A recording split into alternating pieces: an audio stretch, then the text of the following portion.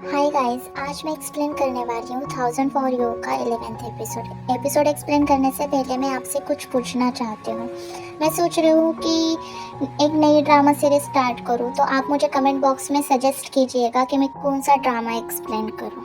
तो आइए हम हमारे एपिसोड की तरफ बढ़ते हैं। एपिसोड की स्टार्टिंग में हम देखते हैं कि डैंग डैंग ने उस चोर को पकड़ा हुआ है और उसे पता लग जाता है कि इसे लुएन ने ही भेजा है। तो वो चोर ये भी बताता है कि लुएन आधा इंसान और आधा स्पिरिट क्लैन है। तो डैंग डैंग उससे पूछती है कि ऐसा कैसे हो सकता है। तो वो कहता है कि जब पास्ट में वो स्पिरिट क्लैन से लड़ रहा था एज अ इंसान बनकर, तब वो योंजी के साथ था। उसी लड़ाई के बीच लुएन को जख्म लग जाता है, तो योंजी अपनी शक्तियाँ लुएन को देकर उसे ठीक कर देती है और खुद मर जाती है। पर मरते वक्त उसका एक फेदर लुएन के पास ही रह जाता है। लुएन उस फेदर की सारी शक्तियाँ एक बर्ड में डाल देता है और कहीं एक माउंटेन में जाकर वो खुद भी गायब हो जाता है। ये सारी बातें सुनकर डैंग डैंग को समझ आ जाता है कि यही वो बर्ड है जिसका सूप मुझे बचपन में पिलाया गया था। इसी वजह से लुएन मुझे मारने के लिए आया था और वो घबरा जाती है। पर देहिन कहता है कि आप टेंशन मत लो, हम इस पर भी कोई ना कोई हल निकालेंगे। तो डैंग डैंग कहती है, पर मैंने उसके ट्रू लव का सूप बनाकर पिया है। ये सीन बहुत कॉमेडी होता है और वो कहते हैं कि वो तो अब मुझे छोड़ेगा भी नहीं और मुझे लगता है कि वो हमारे होटल में भी ठहरा हुआ है। तो वो देहिन से पूछती है कि तुम्हारे कमरे में राइस केक थे क्या। तो देहिन कहता है कि नहीं। तो डैंग डैंग बताती है कि मेरे कमरे में राइस केक थे और उन राइस केक की टेस्ट लुएन ने मेरे लिए जो राइस केक लाए थे उनसे बहुत मिलती। इसका मतलब लुएन भी हमारे साथ उस होटल में ठहरा हुआ है। उसी होटल के सारे रूम्स हमें फ्री में मिले हैं। इसका कोई ना कोई मतलब हो सकता है। तो वो कहते कि चलो बोंगजूकी को लेकर वहाँ से भाग जाते हैं। रास्ते में उसे वोमोट्स दिखाई देते हैं। वो वोमोट्स लेकर होटल में चली जाती है और छुपते छुपाए वहाँ से भाग जाती है और वो सब लुएन देख रहा होता है। तभी लुएन को महसूस होता है कि उनके कमरे में कोई ना कोई एंटर हुआ है और हम देखते हैं कि वो बोंगजूकी होता है। तो लुएन उससे मिलने के लिए जाता है। तो बोंगजूकी लुएन से कहता है कि अब तो तुम्हारा काम हो गया ना, तो तुम डैंग डैंग के पीछे क्यों हो। तो लुएन कहता है कि ये मेरा और डैंग डैंग का मसला है, तुम हमारे बीच में मत आओ। तो बोंगजूकी धमकी देकर वहाँ से चला जाता है। तो जैंग लुएन से कहता है कि आप चुप क्यों थे, आपने कुछ कहा क्यों नहीं। तो लुएन कहता है कि वो डैंग डैंग के लिए परेशान है, इसीलिए उसने मुझसे ऐसी बात की। तो जैन कहता है कि हम तो उसके अच्छे के लिए कर रहे हैं ना, तो हम उसे जाकर सच क्यों नहीं बताते हैं। हम उससे हर मुश्किल से बचा रहे हैं, पर वो हमें अप्रिशिएट करने के बजाय हमें दोष दे रही है। ऐसा तो नहीं चल सकता ना, इसीलिए हमें जाकर उसे सच सच बताना चाहिए। तो लुएन कहता है कि अभी तो शांत रहो, हम टाइम आने पर उसे सब बता देंगे। दूसरी तरफ हम देखते हैं डैंग डैंग बोंगजूकी और देहिन मिस्टीरियस मार्केट की तरफ निकलते हैं। तभी वहाँ वो चोर बच्चा आ जाता है और उन्हें रोक देता है।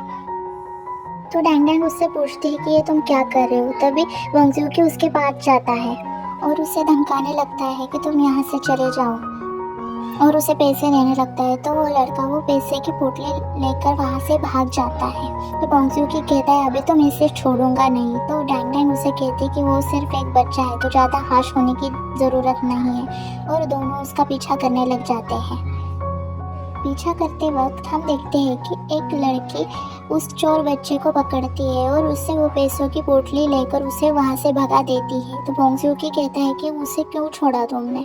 तो वो कहती है कि वो बस एक बच्चा था, इसीलिए मैंने उसे छोड़ दिया। बोंगजूकी और डैंग डैंग वहाँ से निकलते तो वो लड़की कहती है कि अगर तुम दोनों को रहने के लिए जगह चाहिए तो मैं तुम दोनों को एक जगह दे सकती हूँ और यहाँ ठहरने से कोई मतलब नहीं, क्योंकि रात के वक्त में यहाँ बहुत कोहरा होता है, तो इसलिए तुम सब मेरे साथ चलो। तभी वहाँ देहिन आ जाता है। वो तीनों मिलकर डिस्कस करने लग जाते हैं कि हम जाए या नहीं जाए।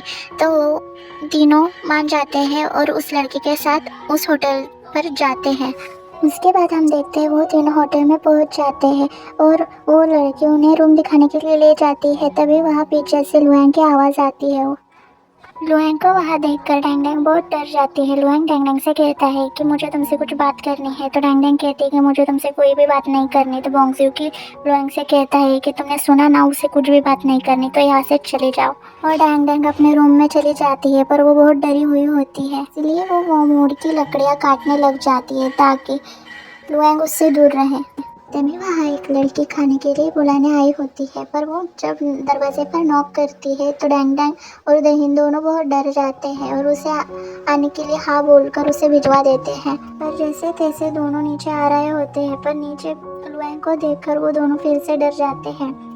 तो डैंग डैंग खुद को काम करती है और बोंगजूकी के पास जाकर बैठ जाती है। खाना खाने के लिए बैठने के बाद बोंगजूकी में डिशेज ऑर्डर करने के लिए कहता है, पर डैंग डैंग के पास पैसे नहीं होते, इसीलिए वो कहते हैं कि हम वेजिटेरियन खाना ही खाएंगे। तो बोंगजूकी को समझ आता है कि डैंग डैंग के पास पैसे नहीं है, इसलिए वो उसे देने लगता है, पर डैंग डैंग वो भी नहीं लेती। और ये सारी बातें जैंग और लुआंग भी देख रहे होते हैं। तो जैंग लुआंग से कहता है कि डैंग डैंग के पास तो कुछ भी पैसे नहीं है।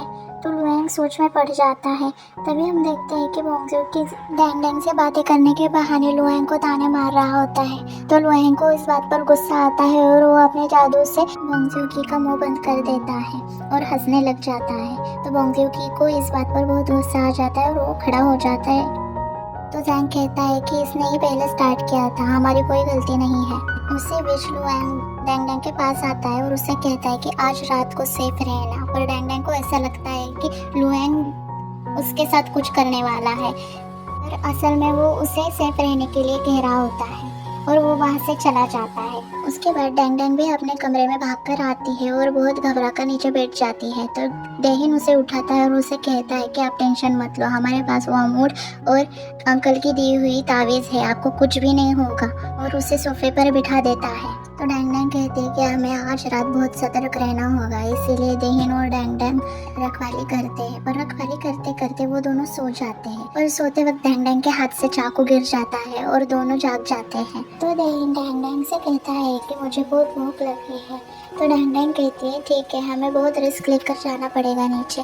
वो जैसे ही दरवाज़ा खोलती है तो वहाँ बोंगजूकी सो रहा होता है। तो बोंगजूकी से वो पूछती है कि तुम यहाँ क्या कर रहे हो। तो बोंगजूकी कहता है कि मैं तुम दोनों के कमरे की रखवाली कर रहा था, उस लुआन पर मुझे भरोसा नहीं है। तो डेहिन खाना ढूंढने के लिए नीचे जाता है। जब वो नीचे खाना ढूंढ रहा होता है तब उसे एक लड़का दिखाई देता है जो डाइस से खेल रहा होता है। डेहिन उसके पास जाता है और देखता है वो डाइस एक एशियन डाइस है, तो उससे वो ले लेता है। तो वो लड़का रोने लग जाता है। इसी वजह से डेहिन उस लड़के को एक पुतली देता है और उसके बदले वो डाइस लेकर डैंग डैंग के पास जाता है। थोड़ी ही देर बाद उन तीनों को नीचे से आवाज़ आती है।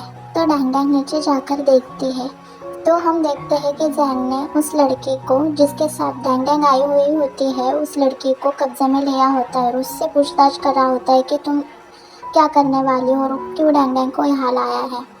ये देखकर डैंग डैंग वापस जाने के लिए निकलती है। तभी लुआंग उसके सामने आता है। लुआंग को देखकर उस तीनों बहुत घबरा जाते हैं और डैंग डैंग भी लुआंग पर वो मोड़ की पत्तियाँ फेंकने लग जाती है, पर लुआंग पर उसका कोई भी असर नहीं हो रहा होता। तो वो शांत हो जाती है और लुआंग उसको बताता है कि वो लड़की एक स्पिरिट क्लैन है और वो तुम्हें हार्म करने वाली थी। लुआंग अपने जादू से उस होटल की सारी हकीकत डैंग डैंग के सामने लाता है। तो हम देखते हैं कि वो होटल असल में बंजर था, पर उस पर ऐसा इल्यूजन किया गया था कि वो अच्छा खासा दिखे। तो डैंग डैंग लुआंग से पूछती है पर ऐसा क्यों हो रहा है। तो लुआंग कहता है कि अभी तक जितने जितने लोग तुमने देखे उस लड़की ने यहाँ आकर उन लोगों को मार दिया है और ये सब उसका इल्यूजन था और वो तुम्हारे साथ भी ऐसा ही करने वाली थी। वो डैंग डैंग कहती है कि फिर तुमने हमें क्यों बचाया है, तुम तो मुझे मारने वाले थे। तो लुआन कहता है कि तुम बस मुझ पर भरोसा रखो, तुम्हें मिस्टीरियस मार्केट में जाना है ना, तो मैं तुम्हें लेकर जाऊंगा। तो डैंग डैंग कहती है तो ठीक है, तुम वैसे भी बहुत पावरफुल हो तो तुम मुझे इजीली वहाँ ले जा सकते हो। इसी बात पर बोंगजूकी कहता है कि तुम ऐसे कैसे हाँ बोल सकती हो, ये तुम्हारे लिए ट्रैप भी हो सकता है। तो डैंग डैंग मुझसे कहते हैं कि तुम अगर तुम्हारे साथ ही ले जा सकते हो तो मैं भी मेरे साथ ही ले जाऊंगी, और इस शर्त पर लुआंग भी मान जाता है। तो लुआंग उन तीनों को लेकर एक जगह पर आता है और एक पोर्टल खोल देता है। वो उसमें चला जाता है और उन तीनों को भी आने के लिए कहता है। वो तीनों भी उसके पीछे पीछे उस पोर्टल में जाते हैं। पोर्टल में जाने के बाद वो मिस्टीरियस मार्केट में आ जाते हैं। मार्केट को देखकर वो खुश हो ही रहे होते हैं तो वो तीनों एक दूसरे को देखते हैं क्योंकि उनके कान बदल चुके थे। तभी डैंग डैंग लुआंग को देखती है पर लुआंग के कान वैसे ही थे। तो वो लुआंग से पूछती है कि तुम्हारे कान क्यों नहीं हुए। तो वो बताता है कि इस मार्केट में जिसके कान ऐसे होते हैं वो स्पिरिट क्लैन कहलाते हैं और यही हमारा एपिसोड एपिसोड ख़त्म हो जाता है। एपिसोड आपको कैसा लगा कमेंट बॉक्स में बताइएगा। अगर पसंद आए तो लाइक कीजिएगा। आगे का एपिसोड देखने के लिए सब्सक्राइब कीजिएगा। Thanks for watching, bye.